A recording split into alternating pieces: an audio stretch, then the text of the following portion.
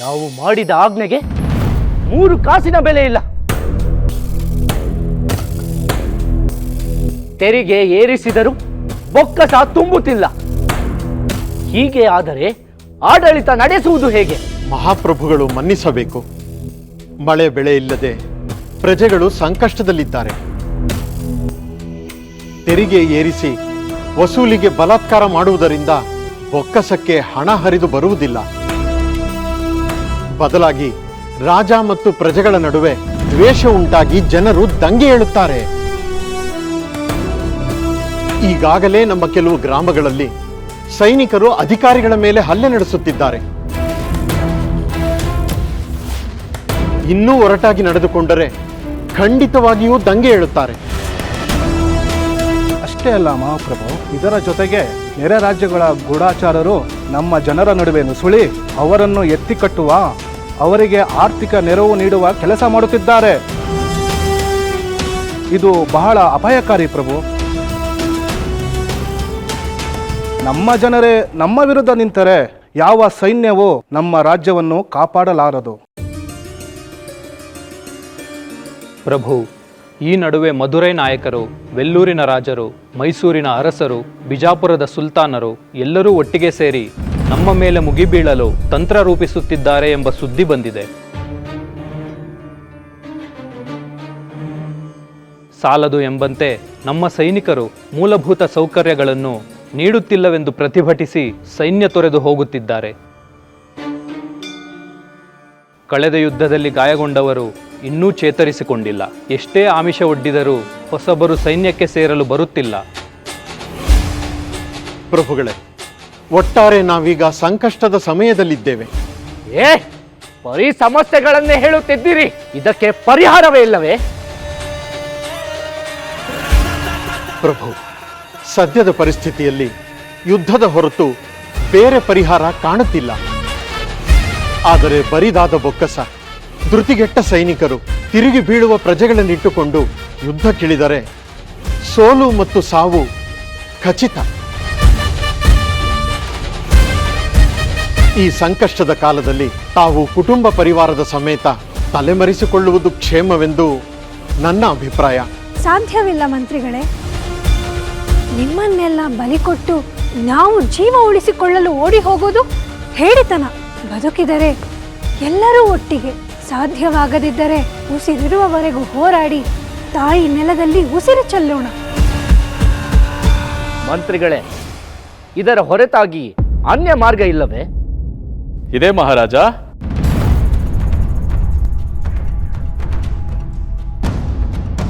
ಓಹೋ, ರಾಜಪುರೋಹಿತರು, ದಯಮಾಡಿಸಬೇಕು. ಕತ್ತಲೆಯ ಮನೆಯಲ್ಲಿ ದೀಪ ಹಚ್ಚಿದಂತೆ ಆಗಮಿಸಿದ್ದೀವಿ. ತಮ್ಮ ಸಲಹೆಯನ್ನು ನೀಡಬೇಕು.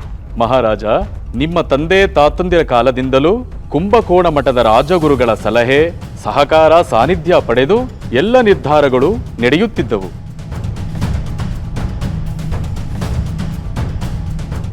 ನೀವು ಉದಾಸೀನದಿಂದ ಅವರಿಂದ ದೂರವಾದಿರಿ.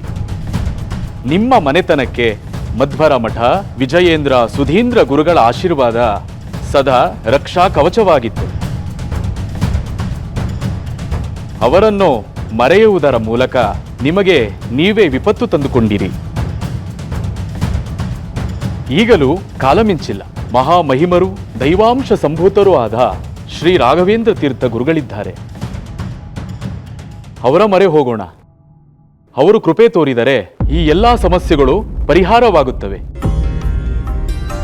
ಆಹಾ, ರಾಘವೇಂದ್ರ ಗುರುಗಳ ಬಗ್ಗೆ ನಾವು ಕೇಳಿದ್ದೇವೆ. ಮಾರ್ಗದರ್ಶಕರನ್ನೇ ಮರೆತು ಇಷ್ಟು ದಿನ ದಿಕ್ಕು ತಪ್ಪಿ ಅಲೆದಿದ್ದೇವೆ. ಇನ್ನಾದರೂ ಗುರುಗಳ ಮೊರೆ ಹೋಗೋಣ. ಅವರು ತೋರಿದ ದಾರಿಯಲ್ಲಿ ನಡೆಯೋಣ. ಸರಿ ಮಂತ್ರಿಗಳೇ, ಗುರುಗಳ ಭೇಟಿಗೆ ಸಿದ್ಧತೆ ಮಾಡಿಕೊಳ್ಳಿ.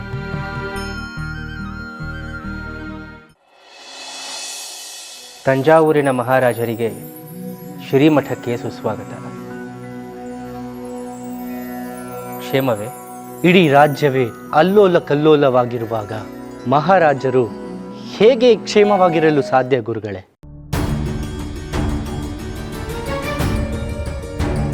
ಅದು ನಿಜವೇ. ಕುಟುಂಬದಲ್ಲಿ ಒಬ್ಬ ಅಸ್ವಸ್ಥನಾದರೂ ಮನೆಯೊಡೆಯ ಕಂಗಾಲಾಗುತ್ತಾನೆ. ಹೀಗಿರುವಾಗ ಮನೆ ಮಂದಿಯೆಲ್ಲ ನರಳುವಂತಾದರೆ ಒಡೆಯನಿಗೆ ಕ್ಷೇಮವೆಲ್ಲಿಯದು? ಈಗ ನಮ್ಮ ಸ್ಥಿತಿಯು ಹಾಗೇ ಆಗಿದೆ ಗುರುಗಳೇ. ಕಳೆದ 10 ವರ್ಷಗಳಿಂದ ಮಳೆ ಬಾರದೆ ಕ್ಷಾಮ ಇಡೀ ರಾಜ್ಯವನ್ನೇ ಆವರಿಸಿದೆ. ಕುಡಿಯಲು ನೀರಿಲ್ಲ, ದನಕರುಗಳಿಗೆ ಮೇವಿಲ್ಲ, ಜನರಿಗೆ ಅನ್ನವಿಲ್ಲ, ಭೂಮಿ ಕಾದ ಕಾವಲಿಯಾಗಿದೆ. ಜೀವ ರಕ್ಷಣೆಯೇ ಕಷ್ಟದ ಕೆಲಸವಾಗಿದೆ ಗುರುಗಳೇ. ಇದರ ಮೇಲೆ ನೆರೆಯ ರಾಜ್ಯಗಳು ಯುದ್ಧಕ್ಕೆ ಕಾಲು ಕೆರೆದು ನಿಂತಿದೆ ಗುರುಗಳೇ. ಯಾವ ಕ್ಷಣದಲ್ಲಾದರೂ ನಮ್ಮ ಮೇಲೆ ಆಕ್ರಮಣ ಮಾಡಬಹುದು ಗುರುಗಳೇ. ಈಗ ನಮಗೆ ದಿಕ್ಕೇ ತೋಚದೆ ನಿಮ್ಮ ಮೊರೆ ಹೋಗಿದ್ದೇವೆ. ಇಷ್ಟು ಕಾಲ ತಮ್ಮನ್ನು ಮರೆತೆವು ಎಂದು ಮನಸ್ಸನ್ನು ಕೆಡಿಸಿಕೊಳ್ಳದೆ ದಯಮಾಡಿ ನಮ್ಮನ್ನು ಕಾಪಾಡಿ ಗುರುದೇವ.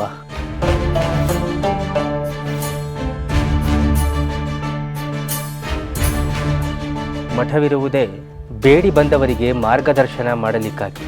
ಚಿಂತಿಸಬೇಡಿ. ಬಲವಂತವಾಗಿ ಯಾರನ್ನೂ ಬರಮಾಡಿಕೊಳ್ಳುವುದಿಲ್ಲ. ಬರುವುದು ಬಿಡುವುದು ನಿಮ್ಮ ಇಚ್ಛೆ.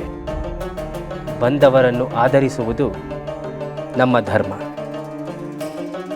ಇದರಲ್ಲಿ ಮನಸ್ಸು ಕೆಡುವ ಮಾತೇನಿಲ್ಲ. ನಮ್ಮಿಂದ ಏನು ಸಹಾಯವಾಗಬೇಕು ಹೇಳಿ. ನಮ್ಮ ಕೈಲಾದದ್ದನ್ನು ನಿಸ್ಸಂದೇಹವಾಗಿ ಮಾಡುತ್ತೇವೆ. ಗುರುಗಳೇ, ತಮ್ಮಿಂದ ನಾವು ಏನನ್ನೂ ಕೇಳುವ ಪರಿಸ್ಥಿತಿಯಲ್ಲಿಲ್ಲ. ಒಂದು ಕಡೆ ಯುದ್ಧದ ಭೀತಿ, ಮತ್ತೊಂದು ಕಡೆ ಭೀಕರ ಬರಗಾಲ. ಅರಮನೆಯ ಆಳುಗಳಿಗೂ ಆಹಾರ ಒದಗಿಸಲಾರದ ಸ್ಥಿತಿಯಲ್ಲಿದ್ದೇವೆ. ಈ ದಾರುಣ ಪರಿಸ್ಥಿತಿಯನ್ನು ಪಾರಾಗುವ ದಾರಿ ತೋರಿಸಿದರೆ ನಾವು ಅನುಸರಿಸಲು ಸಿದ್ಧರಿದ್ದೇವೆ ಗುರುಗಳೇ.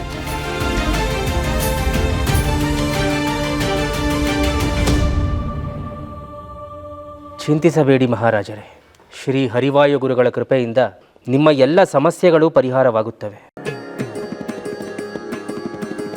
ಶ್ರೀನಿವಾಸಾಚಾರ್ಯರೇ, ಗುರುಗಳೇ, ವೆಲ್ಲೂರಿನ ಸರದಾರರು, ಮಧುರೈನ ದೊರೆಗಳು, ಮೈಸೂರಿನ ಅರಸರು ಹಾಗೆ ಬಿಜಾಪುರದ ಸುಲ್ತಾನರಿಗೆ ನಾವು ಹೇಳಿದೆವೆಂದು 4 ನಿರೂಪಗಳನ್ನು ಸಿದ್ಧಪಡಿಸಿ